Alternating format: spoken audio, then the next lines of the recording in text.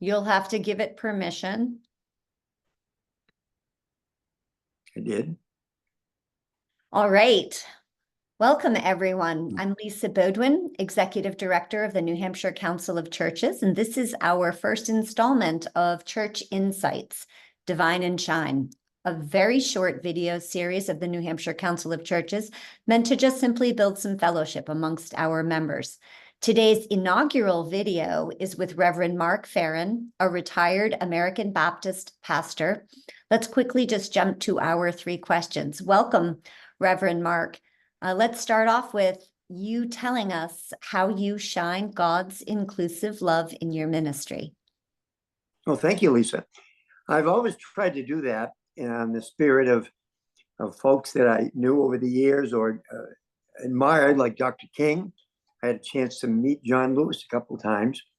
And we tried in a ministry to do things together, like interfaith Thanksgiving services with a number of churches in town, trying to get them to come together, at least be able to say thank you together, which was great. We started at Dr. King breakfast in Keene, New Hampshire, where I was. And we tried to, once again, bring people together under this guide of peace and love in the spirit of Dr. King. And those breakfasts were well attended. And once again, trying to bring God's inclusive love through that message of peace, more or less, in the time we had. Thank you. That's great. That's incredible work to do here in the Granite State. I'm wondering if you would tell us a moment when you publicly witnessed for or saw a very inspiring public witness for God's love. I think it happened when I was pastor in Keene, New Hampshire, at the First Baptist Church. And there was a flood in the area a few years ago. And the synagogue right down the street was flooded. And this was during their high holy day, during Yom Kippur. And they were looking for a place to hold their services. And so they asked around different churches. Didn't really ask us because they didn't think a Baptist church would have a Jewish service in it. But they did finally ask us, and we took it to the committee, and they said, sure, let's have the services there. The big dilemma was this big cross that was hanging down from the ceiling. We said, did we want to cover it somehow? The Jewish folks said, no, it's your sanctuary. And so it was beautiful. They had the service. Yom Kippur even went to it.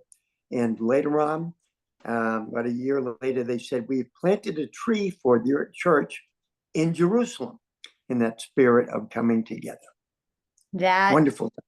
That is an extraordinary story. Thank you so much. And Reverend Mark, we're going to wind up our Divine and Shine with our final question, which is, please tell us one of the funniest moments you've had in the pulpit. Well, being in Massachusetts and being a New York Yankee fan was always difficult, but it was kind of funny sometimes too. The funniest part was the first Easter I ever had in my ministry. I worked for a balloonery as well, dressed up in different pink gorilla, chicken.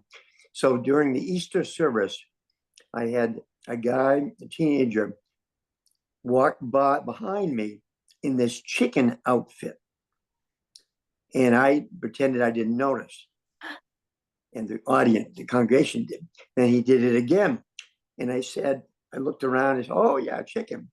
I said, were you surprised, the congregation? They said, of course they were. I said, that's how the disciples were on Resurrection Day. They were so surprised that Jesus had rose from the dead. I never did that again in my ministry, thank God. It was kind of a strange event, and you know, it was just supposedly funny, and it was meaningful, but it was neither. Oh, and maybe it was funny. I think it was.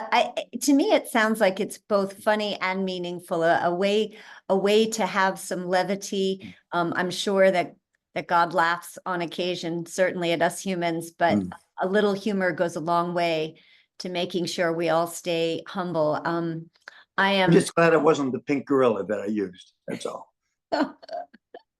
Well, I am super grateful that you have volunteered to be the inaugural